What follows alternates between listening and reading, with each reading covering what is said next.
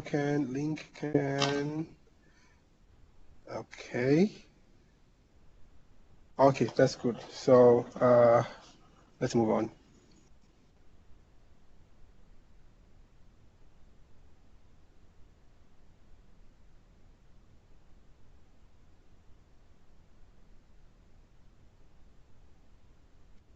Okay. So we'll make this very interactive at the end of the session. So if you have questions along the line, you could just write them down or type them in the IM, and we will take note of them at the end of the session. Once again, we apologize for the delay, and we are starting now. First of all, I want you to look at the image on your desktop. The next rave of IT security, the next headache we have right now is the IoT, the Internet of Things, where different home appliances are now connected to the internet. You have your coffee maker linked to your car. As soon as you get out of the office, you start the car informs the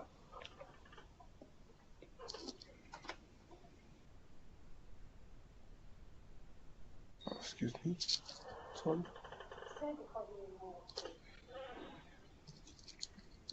Oh, who else cannot hear me? Musiliu seems to not be able to hear me.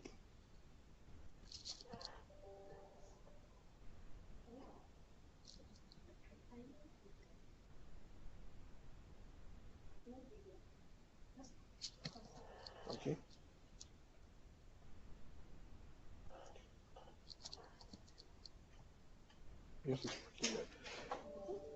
Okay, so I was saying with IoT now, we have interconnected devices all around the world. You connected to your home appliances, to your gate, to your fridge, your dishwasher, your microwave oven, and all kinds of devices now totally connected. So that greatly increases the attack surface that we have to deal with today. So today's agenda will be about ransomware, as it relates to phishing and credential theft. We'll look at why ransomware attacks are so successful. We'll look at how ransomware attacks happen, and we'll learn how to stop ransomware, and also security practices to apply to help you contain or as much as possible reduce the threat of ransomware. Let's quickly have a brief introduction to ransomware. First, we look at the terminologies. We've heard about exploits, vulnerabilities, zero-day exploit, and anti-exploit technology. An exploit is a way of abusing a software bug to bypass the security protection that are in place. So basically, vulnerabilities are bugs, software bugs that can be exploited. Basically, you think of this as a hole in your pants. When you have a hole, the natural thing to do is to patch it. But if you don't patch it, someone could put a pipe in that hole, and from that pipe they can pour in all kinds of damaging things through it. Think of that pipe as the exploit. Think of the hole as a vulnerability. And think of a zero-day exploit as a kind of malicious software that has never been seen before. So exploits that use a vulnerability that is not yet public knowledge are known as zero-day exploits, for which there are no signatures, no patterns, and no immediate cure. And anti-exploit technology are the kinds of security solutions that help you stop the exploits to prevent the malware from entering your system, because the malware basically needs the exploit, which is the pipe, to go in through into the hole or the vulnerability into your system.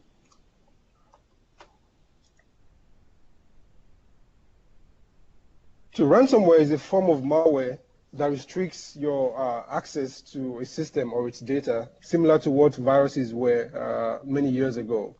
Many years ago, you would have a virus attack that would have to make you either reformat your hard drive or lose several working hours. That's still very similar to what ransomware poses to you. Ransomware is a type of malware, just as viruses, trojans, worms, and the rest of them. And today we have several variants of ransomware like Loki, WannaCry. The reason we have this new variant of attacks, focusing on ransomware is because of the lucrative appeal that it brings, to the hackers. Before, they would give you viruses that would make work, very terrible for you to do, but now they can now make money off what they're doing. So they will not stop as long as people continue to pay this ransom. And today we're trying to appeal to our customers to protect themselves so that they won't fall victims to these bad people and pay unnecessary sums of money when they could have easily protected their systems. The two main attack vectors are firstly email and web. About 90% of phishing attacks come through email. And by protecting by fortifying your email security, you'll be able to prevent these attacks. So most of these ransomware attacks come in form of malicious attachments via email. They look very clean, they look legitimate, they're relevant, like they're from Facebook, from British Airways, from Qatar Airlines, Emirates Airlines. They look legitimate, and then you click on them. They look from messages from IRS or FIRS, your tax office, and you click on them, you open these attachments, and in some cases they ask you to enable macro, and as soon as you enable macro, the ransomware kicks in and starts encrypting your files. Another attack vector here is the exploit kit, because as soon as you have been sent a phishing email which contains a link, you click on that link. That link takes you to a website, a phishing website, where they could ask you to enter your credentials to harvest your credentials, and once they have your credentials, they can duplicate your identity. We call that identity theft, because they have all your details, your date of birth, your mother's maiden name, your password, your email addresses, and several other key questions that could directly identify you. And once they have this, they could easily, as soon as you visit the website anyways, they already have your operating system version. Let's say you're using Windows 7. They have your release. They have your browser patch number, your browser version. So they have a lot of information where they can go back and look for an exploit kit that could actually breach the system. Take, for example, you're using Windows XP. Windows XP is no longer supported by Microsoft. It's no longer being patched. The only exception was when we had this WannaCry earlier on in the year. WannaCry uses its Eternal Blue vulnerability. It uses what we call heap spray exploit. So by doing this, they were able to attack Windows XP and Windows 7 customers easily. So Microsoft had to release patches even for Windows XP just for this issue. So no one should be using Windows XP right now. And if you're using any other operating system, you should be thinking of patching them as soon as the release is out. So with exploit kits, they're able to infect more computers via compromised websites and malvertising. So we look at the top threats all around the world. For example, in the United States, you would see ransomware and exploits taking about 80% of the top threats. So we need to understand today that the biggest threat facing us right now are ransomware and exploits. Ransomware keeps growing. Last year was estimated to be a $1 billion a year industry, but we ended up with about $1.5 million, meaning $1 billion rather, meaning a lot of people are paying ransom to get their files back. And criminals have become highly dedicated. We have entire communities dedicated to hackers who are constantly seeking vulnerabilities in software like Adobe Flash Player, Microsoft Internet Explorer, Google Chrome, Apple macOS, Safari, and all kinds of vulnerability in software. They're working day and night from the US to the UK to Germany to India to New Zealand. So they're working around the clock. As you are sleeping, some other guys are waking up and continuing from where they stopped. And they're also setting up customer care teams to secure payments. This is some dedicated business where they make money. And it keeps evolving. You see shortcut files like .lnk on your system becoming more popular, and ransomware has evolved to a situation where it deletes itself quickly so that it can't be analyzed. As soon as they encrypt files, they delete the actual ransomware. So if you have an antivirus, your antivirus cannot even find the ransomware anymore, which is really too late. And some of them even have the sleep timer to evade sandboxing. Sandboxing basically creates a buffer zone where it inspects suspicious files and then sees if they have malicious content. If they have malicious content in the reasonable amount of time, it will block the delivery of those files to the end user. So some ransomware attacks have been more advanced now. By creating the sleep timer, the sandboxing environment would not be able to detect them and would deliver the malicious file to the end user. These are some of the biggest business impacts of ransomware. Paying the ransom is not the biggest deal. The biggest deal actually is the cost of downtime due to access to the systems and files for your customers and employees. That's the major impact of ransomware. Others include lost sales and, of course, bad publicity. If you get hit by ransomware, your customers will start thinking you are not actually capable of protecting their own personal confidential documents either. This was one of the hospitals in the US who got hit by ransomware. They had to pay about 40 bitcoins to restore their lost file. One bitcoin today, by the way, is around 3,500 USD. So in the case of this hospital, ambulances were diverted and a lot of people actually lost their lives. Electronic medical records disappeared. They stole people's medical records. Email was unavailable, and there was no access to X-ray or CT scan. So you start wondering, why are ransomware attacks successful when everyone knows how dangerous they are? You need to think about the complex threat chain that we face today. We face nation states like North Korea, like Russia, China, Romania, where people are actually dedicated to developing ransomware for profit. We have social engineering attacks with the proliferation of social media apps like LinkedIn, Facebook, Instagram, Twitter, and the rest of them. A lot of people can actually follow your life. They can have so much information about you such that when they communicate with you, they can actually present themselves as people who knew you from the past, and you would easily let down your guard and open up to them. They use existing tools. They leverage on existing tools. There are several variants of WannaCry up onto Petya, which came out a couple of months ago, and they will continue to evolve into several other variants. They're geographically targeted. The ransomware meant for the US will be different from the one meant for the UK, because most of the guys who develop these ransomware attacks are actually not English speaking. They are not native English speaking people. So they would actually customize the attack for specific locations. And we have what we call RaaS, Ransomware-as-a-Service, where you don't need to know how to program. You don't need to know how to code. You don't need to know how to code before you can attack people. You just need to go to a website, pay them some money, and they would attack people for you, and they get a 40% or 30% commission on the ransom that the victims pay.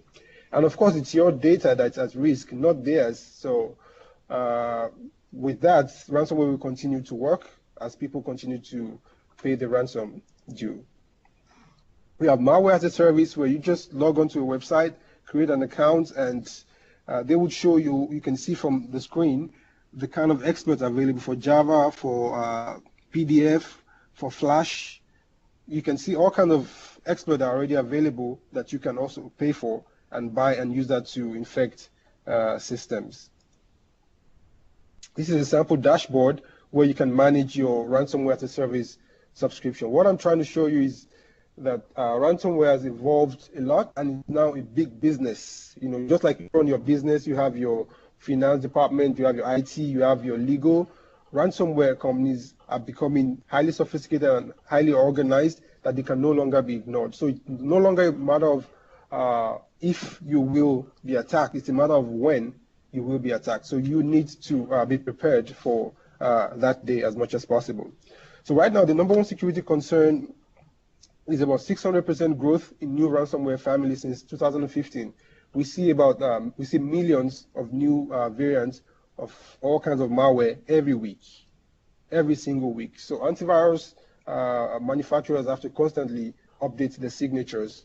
But in our case, we have discovered that without vulnerabilities and without exploits, you cannot really have malware attacks. So we're focusing more on the exploit side.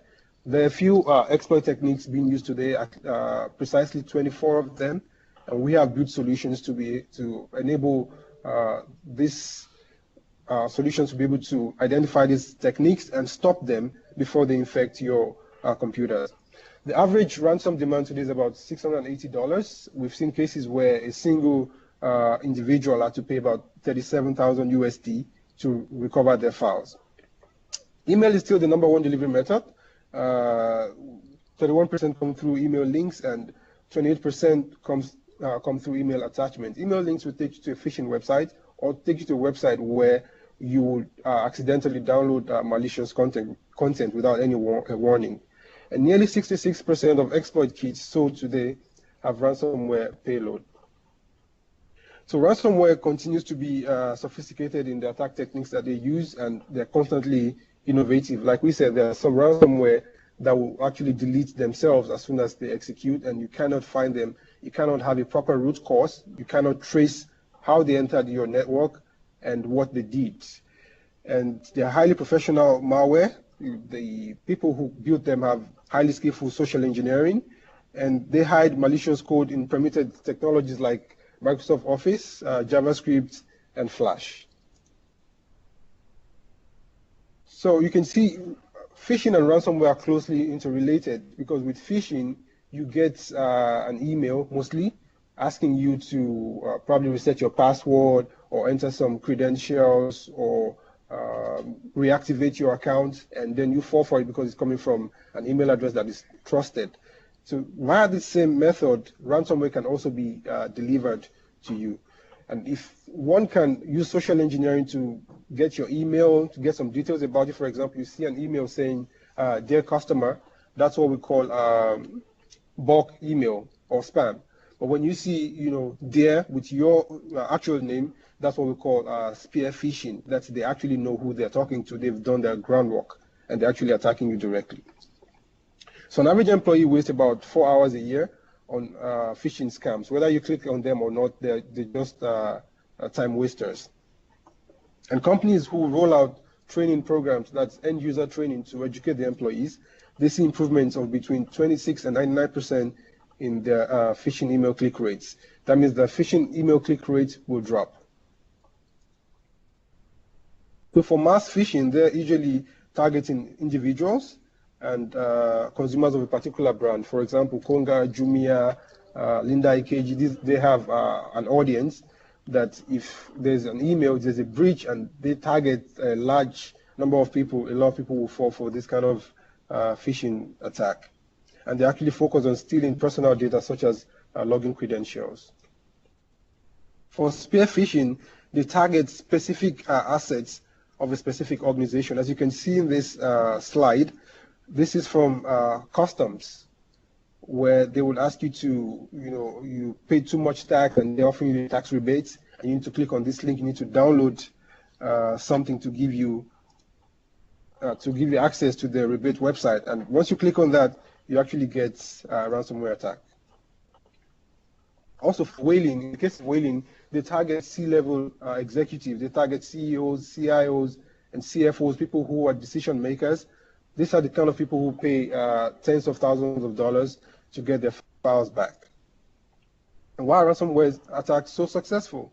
Because they exploit common security weakness in software. Usually people have inadequate backup strategy, where some people back up and then keep the same backups on the same sites. Even though it's offline, you keep it on the same site. The reason why you create backups is such that if there is an issue, a disaster, for example, like fire or something, you can always call back on your backups. But if you keep your backups offsite, then you don't have a good DR strategy. At least a copy of that backup should be kept offsite. There's poor patching technique amongst others. A lot of people don't patch for an average of 150 days. As soon as you get a prompt to patch your software, you should immediately proceed to patch your software. Android, Windows operating system, Chrome, and the rest of them, they release patches very often. As soon as you get this patch alert, you should immediately patch your systems. Users currently have more rights than they need. You will notice that from Windows 7 upwards, we've been using what we call the UAC, user access control. If you don't need admin access to processes, you should not have those admin access. There's also lack of user security training. This for us is the biggest problem, because no matter how much you spend on IT security, users will always remain the weakest link. So you need to educate your users. Some systems are not implemented correctly. Some people have all kinds of layers of security, from firewall to sandboxing to endpoint protection, but they are not properly configured, and they don't correlate, they don't share intelligence. And this needs to be revisited by IT security audit. There's also lack of IT security knowledge, because we live in a dynamic world, and we're in a dynamic industry where the attackers are evolving faster than the responders. And IT staff needs to be updated. They need to be educated as well on how to keep the pace with these people. There are also conflicting priorities, where some people prefer productivity to security. Some people say, for example, file encryption introduces some latency. Some don't want to enter multiple passwords. They just want single sign-on from the moment they press the power button on the laptop. So we need to balance, security with productivity concerns. Also, there's a lot of lack of advanced prevention technology. Most of what we have today are reactive. There's a popular saying that prevention is better than cure. So most of what we have today is cure and less of prevention. The FBI recommends that prevention is the most important technique in the market today. So that's why we have a solution that basically focuses on prevention. And this solution is able to work with any antivirus right now on the market to provide prevention that they don't provide. So many organizations have some form of generic protection in form of antivirus, and unfortunately, ransomware is constantly evolving and learning to exploit this simple protection. Most antivirus solutions out there are unable to respond to zero-day attacks. For example, WannaCry, they have no answer for this kind of zero-day attacks. They only have signatures for attacks that are known. So solutions need to be designed to specifically combat the threat. So how does a ransomware attack happen? Similarly, there's an exploit kit or spam with infection. The user clicks on the attachment, and immediately it establishes a command and control communication to download more payload, malicious payload from the internet. And immediately your local files are encrypted, and it downloads a web page asking you to pay some money and giving you instructions on how to make those payments. Otherwise, your files will be deleted. In some cases, they would even give you the keys to decrypt one or two files as a test to let you know that they actually have the keys. And if you don't make those payments, some will even threaten you that your files will be exposed to the internet. Your confidential files will go out to the internet. So we have a solution called CryptoGuard, which is present in some of our solutions like Server Protection and Intercept X, to detect this kind of encryption and monitor all processes, and also to terminate the ransomware attacks and restore your files that have been encrypted. So this is how you get the attacks. An email comes in through your email gateway to the user. The user opens the email, sees a file. If you look at this file, for example, it says quote.txt. This is supposed to be a text file, but a text file doesn't look like this. This is actually a script. But many look at this as a text file, and then you double click on it. And as soon as you do that, you get hit by ransomware from the command and control center, and you infect all the other machines on the network. Because most ransomware have now morphed into worms. Worms are the ones that actually use the network to attack, like we had in the case of WannaCry. So in this case, what you can do is to, as much as possible, segment your network so that there will be no lateral movement. So that attack will be consigned to just one portion of the network. So once you get attacked by ransomware, you get this kind of message asking you to pay Bitcoin. Some of them will give you a countdown to when you should pay, otherwise you lose all your important files. So how do we stop ransomware? There are no hard and fast rules. Today we have viruses, antiviruses that we depend on, and everyone updates their antiviruses, renews their antiviruses for 3 years, for 5 years. But we've reached a tipping point now, because right now we should be talking about endpoint security as next generation, not just antivirus anymore. So attacks are from within the perimeter, and they focus on software exploits and phishing attacks. But today there's a lack of threat intelligence after a breach. If you don't know how you were attacked, why you were attacked, when you were attacked, who brought the attack upon you, how do you protect yourself in the future? These are some of the things we've taken care of. So currently we have endpoints and servers protection that do MTD. MTD is malicious traffic detection. This identifies traffic to ransomware command and control centers. As soon as this command and control centers are detected, they are updated in the cloud so that our systems can talk to the cloud and be able to detect immediately whenever any application is trying to talk to these CNC centers, and is able to shut down that particular process before it executes and becomes damaging to the network. We also have anti-malware and HIPS behavior. HIPS is your host intrusion prevention system analysis that include rules that block ransomware. For example, if you see, if you're running an application from PDF that's trying to encrypt Microsoft Word files, you immediately know that this is an irregular behavior, and you're able to block that kind of encryption software. We also have application control to block specific scripts that are used by ransomware, and that greatly reduces the amount of attacks that successful attacks that ransomware have on your network. We also have application whitelisting, mostly used on servers, to establish a default deny policy so that only trusted applications can execute. And that helps us to really reduce the amount of ransomware attacks that happen on the network. For example, now we can save only Chrome.exe and Outlook.exe should run on a server. And any other new application, for example, you bring in a flash drive with a malware on it and attempt to run it, will not be able to run it, will be denied by default. And that greatly helps you to reduce external attacks. If you need to run any application, you need to manually whitelist this application first before you can run it. We also have web security that scans web content for malicious code.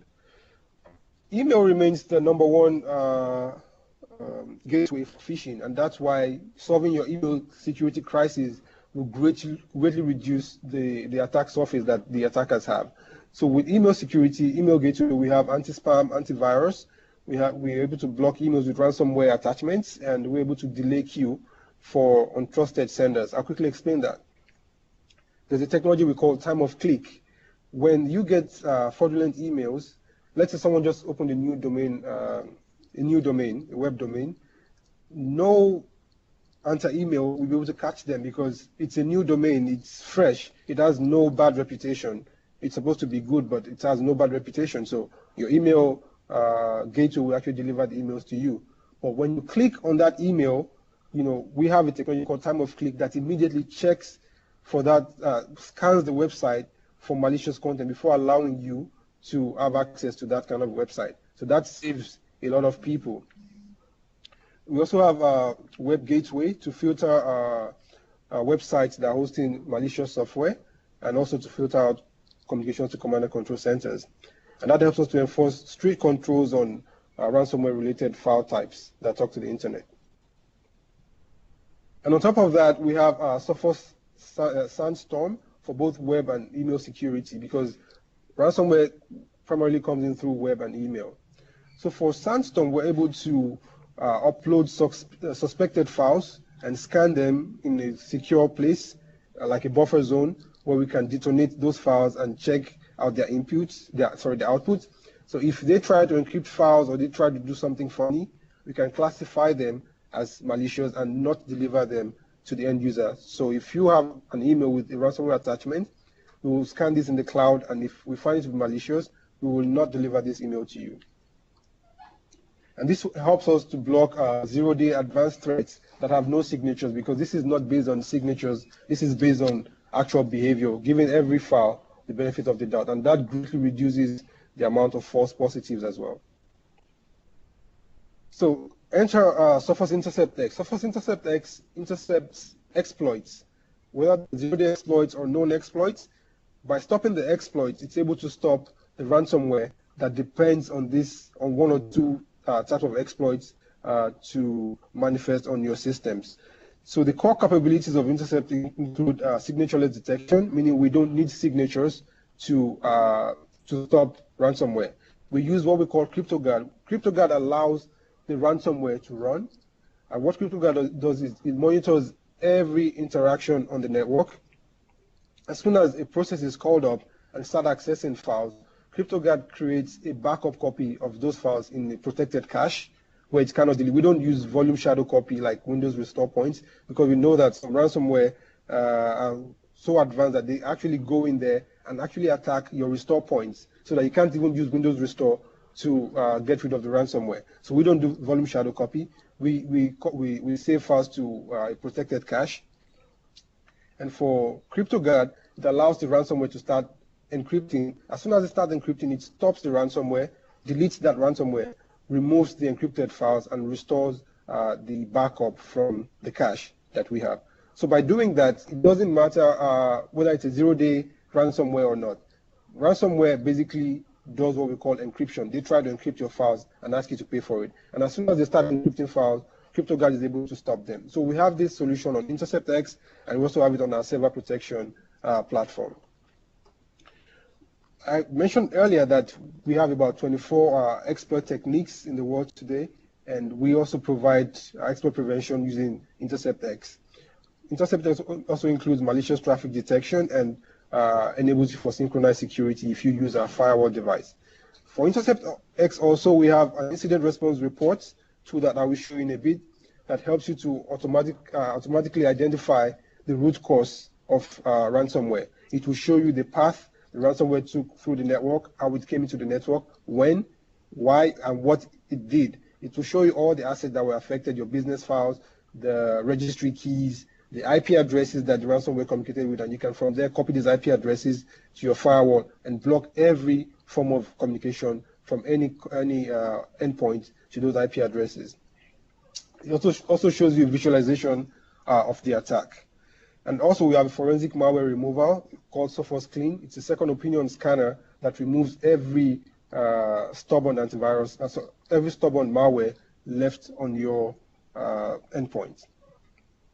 Intercept X has been built to run alongside any existing antivirus solution you have today. So because your antivirus solution does not really provide anti-exploit and anti-ransomware for zero-day attacks, Intercept X would be a great add-on to have to give you total security on your network. So with Intercept X, we're able to solve the issue of ransomware. We're able to solve the issue of exploit and zero-day exploit, and we're able to give you visibility in form of root cause analysis. This is what the root cause analytics looks like. So you can see the path of a malware through the network. You can see the network connections, the registry keys, the processes, and the files that were affected. And you can there's an automatic incident management report that's generated that you can also update. You can type, for example, Anne has been informed about this breach, and she has gone through end user training, and this case has been closed. So for every single malware attack you have on your network, you have a case file automatically opened in the cloud that you can access from any mobile device and see your detailed reports.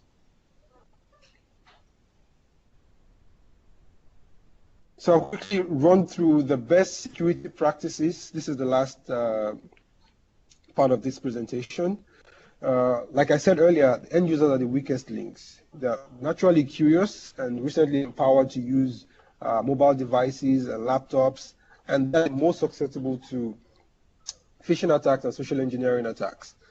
So because no one actually goes out to say, I need to download a virus, or I just want to download ransomware. It's all done, accidentally or by mistake. So the more educated they are, the less ignorant they will be about this kind of attacks. So with a solution for security awareness and testing solution for end users, we're able to measure who within an organization is susceptible to phishing attacks. We're able to provide employees who fail, those simulated attacks, immediate education, and that will facilitate ongoing security awareness around the entire organization.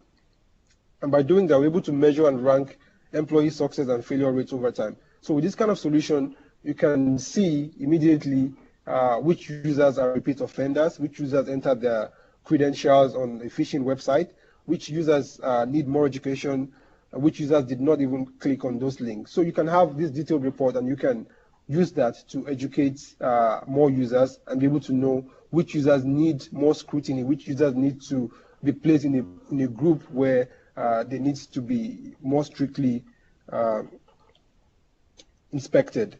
So additional steps after educating the users is to not enable macros in your files, to be very careful about opening unsolicited email attachments. If you have not asked for a file, be very careful before you open it. Try to investigate before you open it. Now, don't give end users more privilege than is necessary. So if a user doesn't need admin rights to install the software, they should only have user rights, and they should not be able to escalate the rights that they have.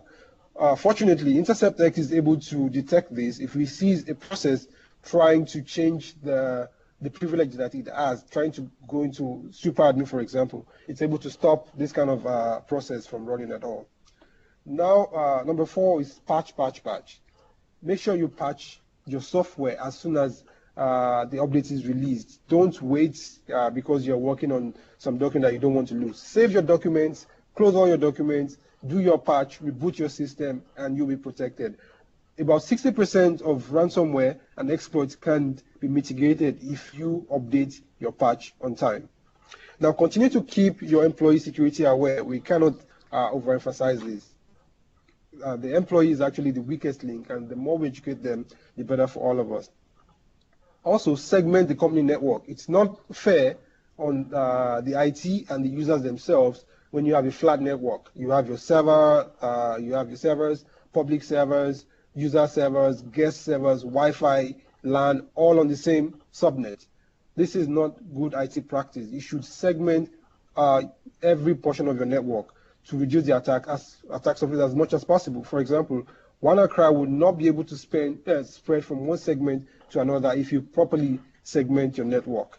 Also, back up your files regularly. Have a regular backup of your files. You can't overestimate this. Make sure you have, depending on your RP and R2 objectives, make sure you have, workable backups. You could back up in the cloud. You could back up on site and keep a backup of the backup itself offsite. So keep a recent backup offsite so that you can always, refer to it. If there's a disaster, if there's a fire or flood, or for whatever reason, or a building collapses, you can always, resume your work from a recent backup.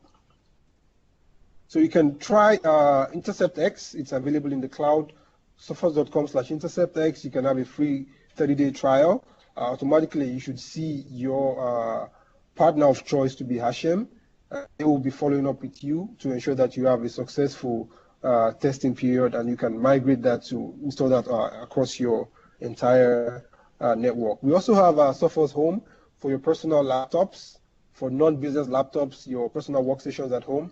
So you can download the free Sophos Home. It's a fully featured antivirus solution that also protects you from malware and ransomware. So you can also have that for free. So in summary, you should have the right protection in place at every stage of an attack. We can use Sophos Intercept X that includes CryptoGuard. You can protect your endpoints and servers. You can have email security and web security both protected by sandboxing to reduce the attack surface as much as possible. If you can block the attacks before they come into the network, it's better for the end users.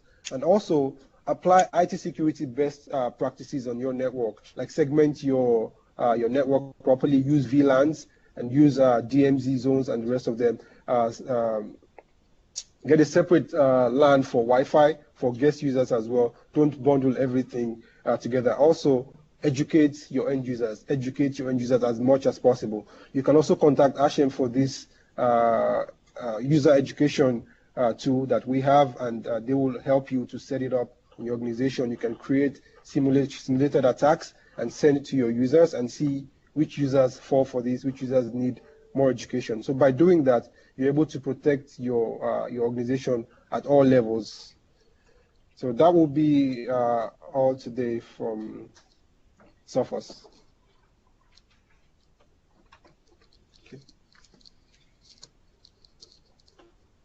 Okay, thank you, Christopher. So that was quite a session, actually. So we'll be taking questions now. So if you have any questions, kindly type them. And if you're joining from a team, kindly state the person's name that is asking the question and your organization's name, please, in the IM window. So questions, please. We have 15 minutes. I'll be reading out the questions and Christopher will be answering them.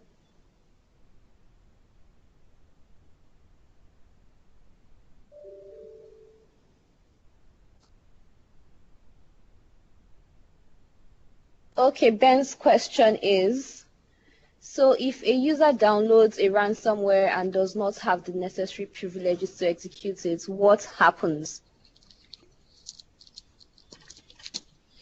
Yeah, Ben, thank you very much for that question. As we noted before, ransomware actually, they use exploits.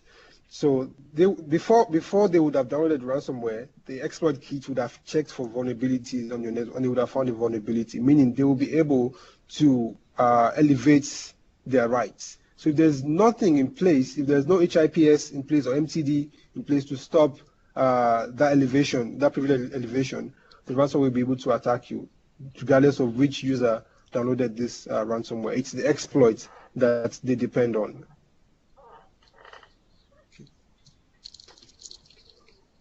Okay, so any other questions? Okay, I see people are typing, so I'll just hold on for them. I guess Christopher answered your question. Thank you for your question, Ben.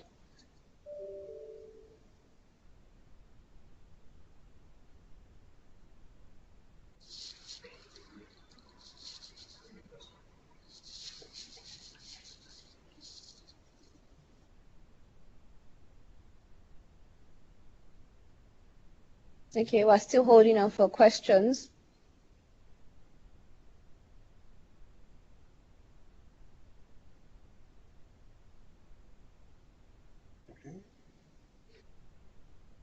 Okay, Jane Julius, you can go on.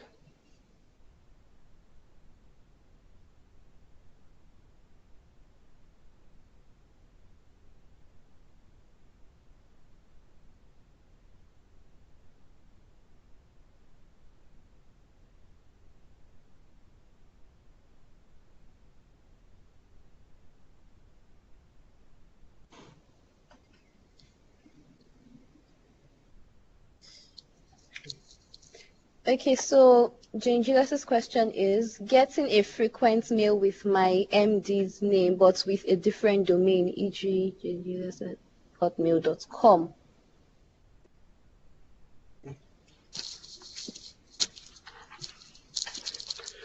Yeah, hi Jane. That's exactly how social engineering works. They go on your LinkedIn, they see your company, and from LinkedIn you can actually see people who work in the same company. So you can see the line managers, the MD, the CEO. They can easily pick that and put that together and create an email account to send you this kind of email. We've seen cases where the CEO has sent an email to the CFO to transfer money to him while he's out of country. And without checking, he sends this money, and unfortunately, he sends it to the wrong person. So that's what we call our social engineering attack. There's also what we call email spoofing. You could actually get an email from jane.julius@yourcompany.com. They can actually spoof your email and actually send an email to you, even from your own email address. So this is also possible. That's why you need email security. If you have an anti-spam system, it will actually check the domain of the sender, as well as the IP address of the mail server that's sending it to your own mail server. By comparing these two, if they don't match, automatically that is a spam, and then you will not get this kind of email. So you need a proper email security solution to prevent this kind of attack.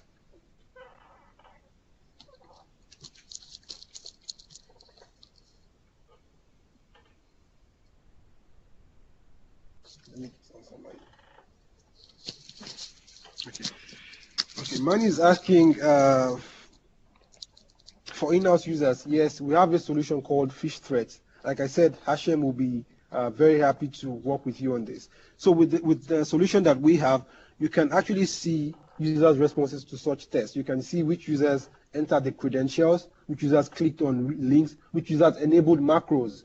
So the simulation test is so detailed that it gives you all user activity regarding those test attacks. And you can continue doing this for, let's say every 3 weeks or every month, like a drill, just like you do your fire drill. You just do random simulation attack drills like that and see user feedback. So we have the tool to give you such detailed response.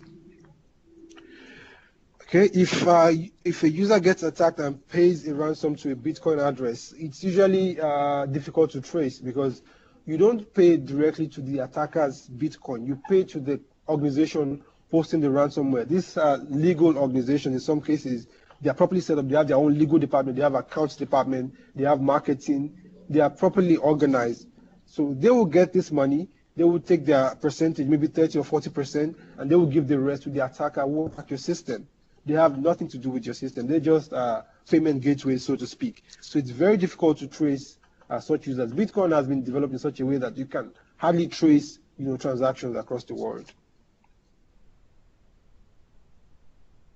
Okay, Banjo wants to see an attack simulation. Okay. Let's hold on that. We can do it at the end. That's fine. Idris has a question.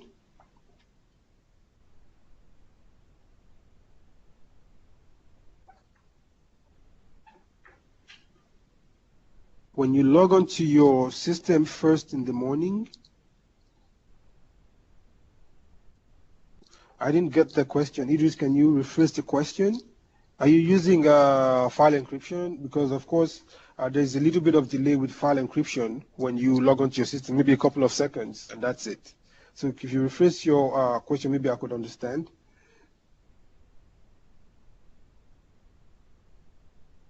Okay, Ben is asking if the connection to the payload file is blocked. If the connection is blocked, there's no way the ransomware will be able to get further instructions, and that would help you to stop the ransomware. But you still need to remove that ransomware.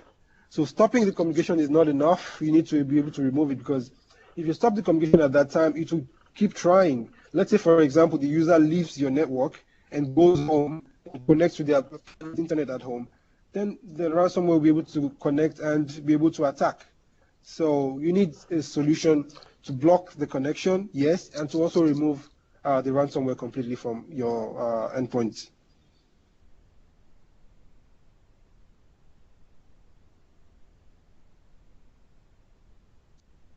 Periodic time over. Can we take this offline, because I really I'm struggling to understand what you mean by a new user getting periodic time over.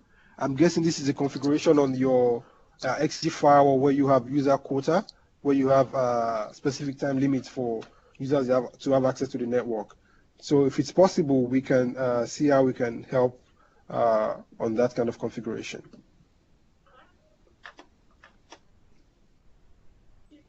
Okay.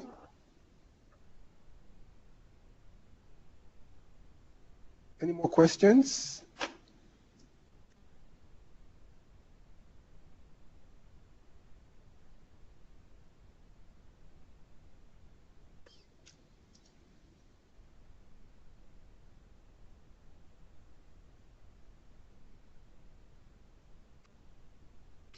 Yeah, single sign-on is very good. It's not going away anytime soon. What we need to do is to make life easier for the users and for the admins. So what we can do in case of single sign-on is to look at encryption. Ensure you have a file and application encryption, so that even if your files are stolen, it will be useless for whoever steals them. They won't be able to decrypt them. So single sign-on is here to stay. There's nothing we can do about it. And that's why we have stuff like two-factor authentication, so that you can authenticate with the token that is known to you and then your password. In some cases, some organizations have even gone ahead to enforce biometric authentication. So single sign-on will always be there. We cannot remove it. It is IT security that now needs to beef up security in the case of a breach. Okay, someone is asking, what's the similarity between amongst CyberRoam, Sophos, and Fortinet? Okay, CyberRoam was acquired by Sophos about 3 years ago and has been integrated. alongside a different solution called Astaro UTM, and we call this the XG Firewall now. So the XG Firewall is an advanced version of CyberRoam with the Sophos UTM, and it's much more powerful, and it includes synchronized security, Sophos Sandstorm for sandboxing, which wasn't present in CyberRoam before now. And also for Sophos, you can actually manage your wireless access points without needing a wireless controller with the same XG Firewall. So there's the similarity between Sophos and other vendors, which we can also take offline, but Sophos remains the only known network leader and endpoint leader, security leader in Gartner, on Gartner's quadrant. The Intercept X will work with any antivirus present today. Jane is asking if it can work with her antivirus. It will work with your antivirus to provide anti-exploit, anti-ransomware, and root cause analysis, as we have seen.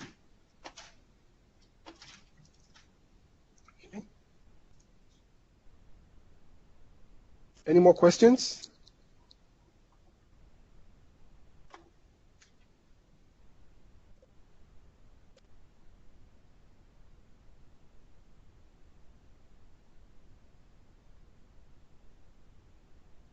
Okay, Jen is asking if you can block key loggers. The thing is, not all key loggers are malicious. So what key loggers basically do is they take every entry you make on your keyboard and your mouse clicks and make a record of it. Now the thing is, ransomware that's meant to steal your credentials can make use of keyloggers, but they have even gone beyond keyloggers now. They've gone into memory resident viruses where, you know, they call it fileless attack. They reside on memory. Now, when you log into your machine or you go to your webmail, for example, and enter your username and password, whatever you enter goes in clear text to your RAM. Now, if you have a malware resident on your RAM that is scanning every input on your RAM, they don't even need your keylogger anymore. They can glean information in plain text from there and send to your command and control center. So we rather block exploits and attacks, specific attacks, than keylogger. If you have a keylogger resident on your system, then rest assured there's a malware that's going to try to attempt to take that information and send to your command and control center, and that's one we need to block. Is that clear? That's all.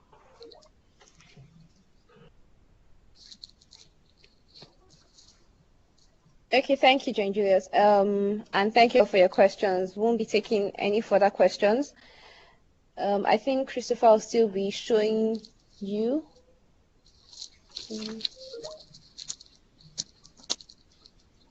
Someone is asking me.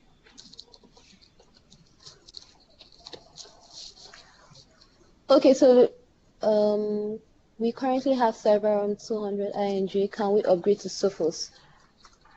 Christopher will take that. Okay, you will need to contact Ha-Shem. You can send your the serial number of that appliance to Ha-Shem.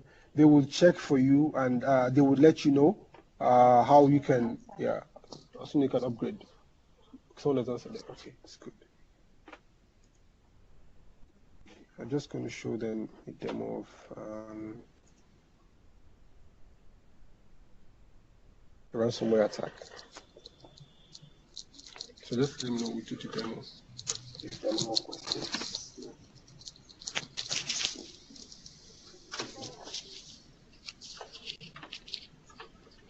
Can you let them know we do the demo?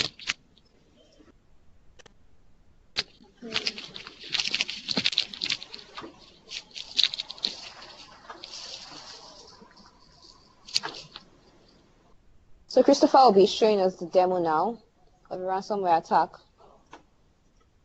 So please hold on while he tries to get it up.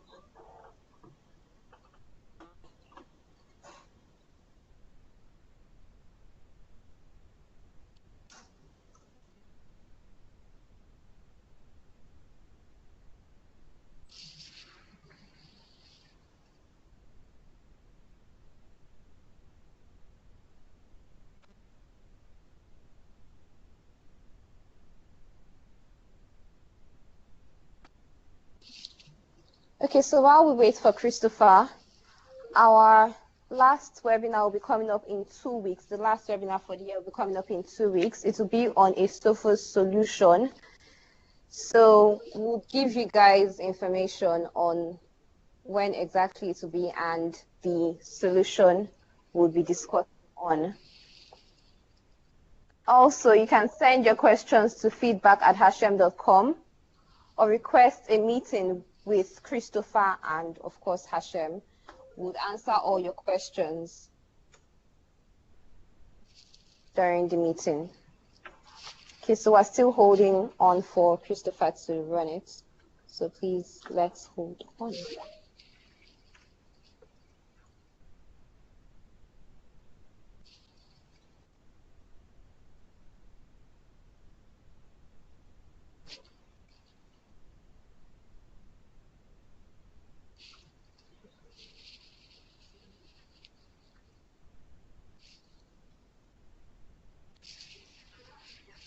What is that?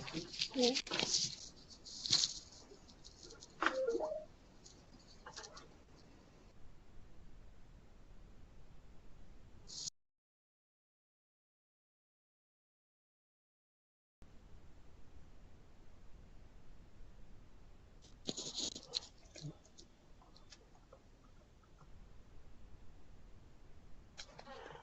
Okay, so I'm trying to show you a demo of how synchronized security works. So what I want to do here is to infect a healthy system and see in real time how Sophos communicates to the firewall to show that the system has been infected. So you can see here, I have one system connected to the firewall. This is the firewall interface. I have a system that's healthy. If you look on this side, the the device and insights highlighted. This is where you can see all the healthy systems, the healthy endpoints on your network. So I will go back to the workstation, the healthy workstation, and attempt to infect it with the malware.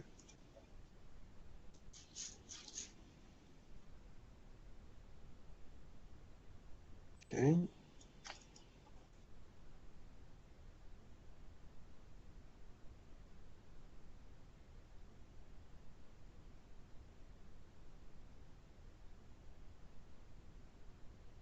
So I'd like to access Nairaland, which is a very popular website that we all love to visit. I must warn you, Nairaland doesn't use HTTPS, so you may be careful when you send your information on sites that don't use HTTPS. Okay, now this is safe for me to browse. So what I'm going to do now is to use a tool that we call Sophos Tester to try to simulate a ransomware attack. So this tool is available online for you to test your antivirus that you have and see if it protects you from any of these attacks. So I'll go with Loki, which is a very popular one. And before I do that, I just want to show you the firewall interface again. If you can see it, it's still showing one healthy system with security heartbeats green. When it gets infected, this heartbeat will change to red, and it will alert the admin. So I go back to the endpoints, Loki, and I click on execute.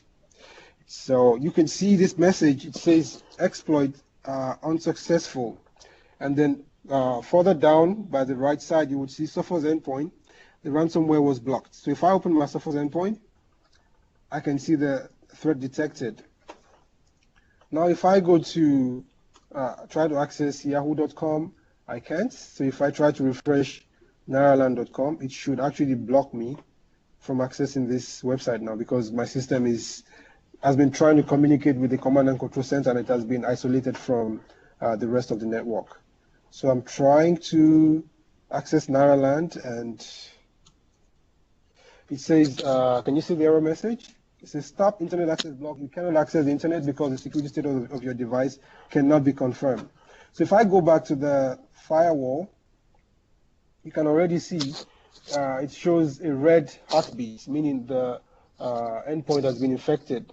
So if I click on, can't see it, it's there. So if I click on this red, then it shows me which system has been infected. This is the system. It shows me it was infected 1 minute ago. So I know exactly when my endpoint was infected. So let me go back and resolve the issue.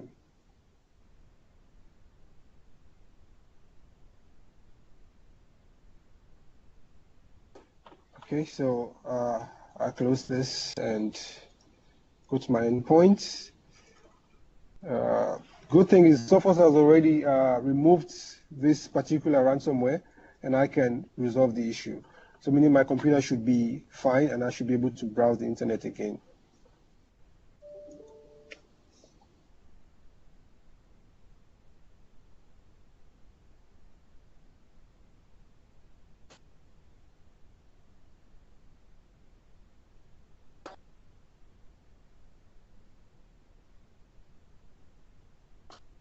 So if I go back to the firewall, I should see it's back to green, meaning the system is healthy again. So Sophos has been able to remove the ransomware and get me back online, and I'm no longer a threat to the network. So if I go back to the system, I'm now able to browse nairaland.com. Everything is fine again. But if you look at the endpoint security, you would see this. So we quickly go on to the central account to see the root cause analysis, which should be up in about 5 minutes from every attack.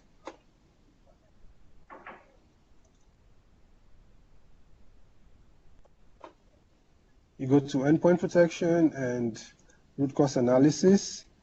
So you can see details of any attack at all on your network. So in this case, I can say the attack lasted for a few seconds. Issue has been contained and Chris has been warned by IT at this comment. So for IT audit, you can always come back to this case. It's an incident management tool. You can always see what has happened about this case. So on this page, you would see the detection name, the root cause. It came from chrome.exe, number of business files involved, where it happened on this machine that belongs to this user, when it was detected at this time, and then you can go to artifacts and see in details how many business files were affected, processes affected, number of registry keys, network connections, that's the IP addresses was trying to communicate with command and control centers. You can also see them, the DNS name. So you can copy all of these addresses and create firewall rules to block all communications to them in the future. Then you can go on to visualize, still on the same page, to see exactly the path of this attack through your network. You just click on it to see further information. It shows you the process ID, the time, and the exact path of that attack on the network.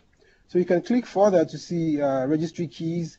This was the registry key that was affected, and you can see all registry keys that were affected. You can see IP addresses, public IP addresses that this attack tried to communicate, which have been designated CNC centers.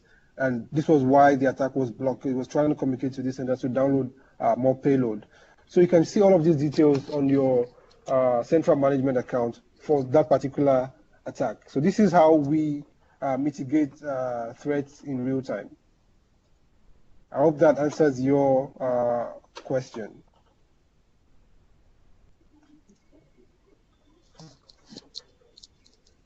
Okay, link is, yes, please go ahead, please go ahead.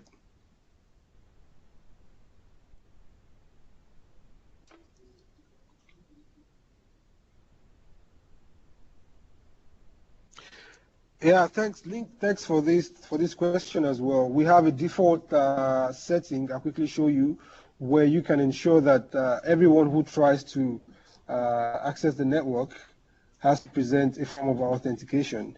Like if you see this part, it says show captive portal to unknown users. So if an unknown user tries to log into this network protected by this firewall, they would actually receive a captive portal. If you notice, when I first logged into the to this workstation, I had to enter a password. So if I sign out now and then try to browse the internet, automatically it should take me to a captive portal. Okay, let me try to access Nairaland one more time. Excuse me. Because at this point, it doesn't know me as a member of the network. It should actually serve me a page to enter the username and password. Okay, so this is the captive portal I get because it doesn't know me. I'm an unknown user. So now I have to sign in. And for this, you can do single sign-on to help you replicate your Active Directory structure and not to ask known users for password all the time. So you can use an authenticator to minimize, having to enter passwords all the time. So once I enter the password, I'm able to have access to the internet. It will block all traffic. All traffic will be blocked. Depending on what you set as the firewall rule, as you can see here, this is for LAN to WAN communication. No more.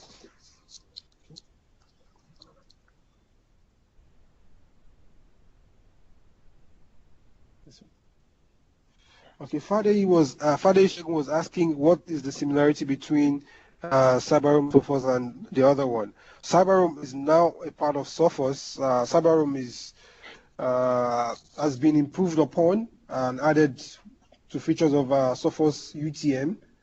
We call it the SG, and now to form the XG firewall running the SFOS. So we're advising Cyberroom customers to upgrade their Cyberroom operating system to SFOS to have the full features of Sophos XG appliance.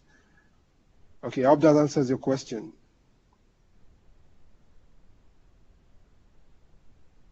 For our relationship with the other guys, we are network security leaders and endpoint security leaders on the Gartner's Quadrant. You can check us on Forrester, on NSS Lab, on IDC as well.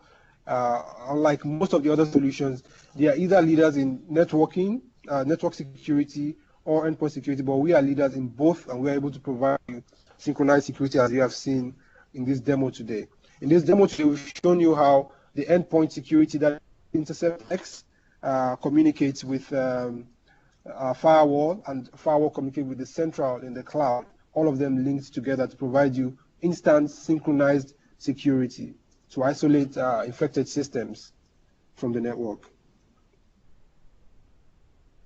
Yes, when you see, Dennis is asking Ireland, Germany, or United States. I would advise you to use your personal email for this trial for a start, and then choose United States. When you choose United States, you have the feature called Phish Threats that you can use to create campaigns to educate your users. So choose United States, and you can have Phish Threats for the trial. By the end of the year, we should have Phish Threats also for Germany and Ireland. The reason there are different data centers is because there are different laws guarding different regions. For Ireland, most people prefer to use Ireland. Germany is based in the EU, so they are subject to EU laws. United States is subject to United States laws, meaning every data that passes to the US data center may be seen by the NSA or as the law dictates. For your trial, you can use a personal Gmail or Yahoo account to create a demo account to test it.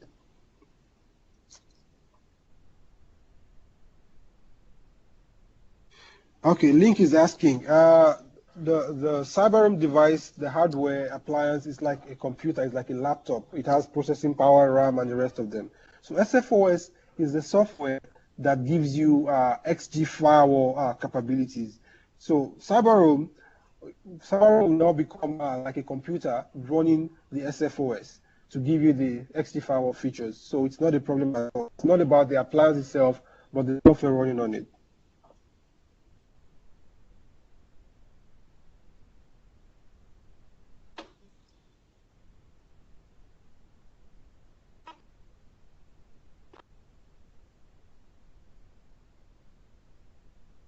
Okay.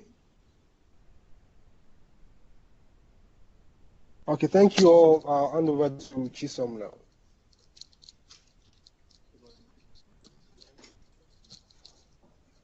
Okay, thank you, Chris. And thank you all for participating. It has been quite a session, actually.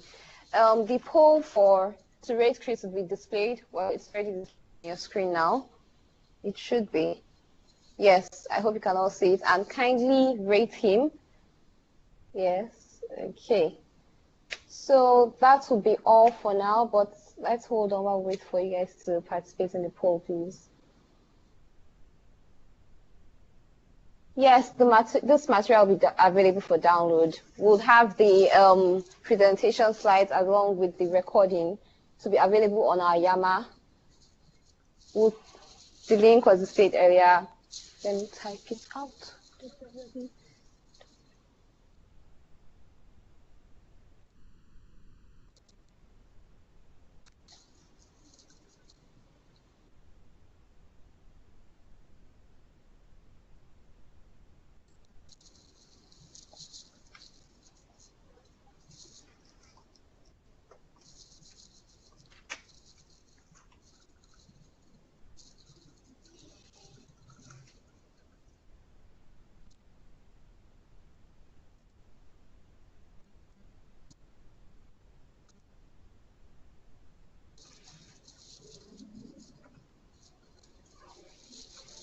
Okay, so you can join our Yammer using that link, and the recordings will be made available. The recording will be made available along with the presentation slides, like I said earlier. So thank you all for joining this session.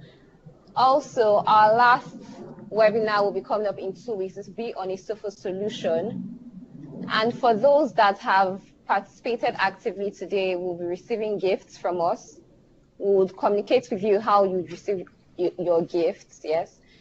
So thank you all for joining. My name is Chisamani Suba, and thank you for participating in the poll as well. Well, not everyone has participated. Kindly do so. We can see about 23 participants. Please rate Chris.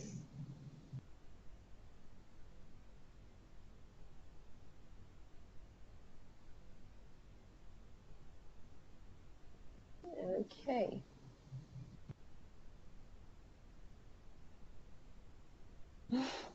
The poll is displayed on your screen right now. How would you rate the presenter's knowledge on the discussed solution? Can you see it?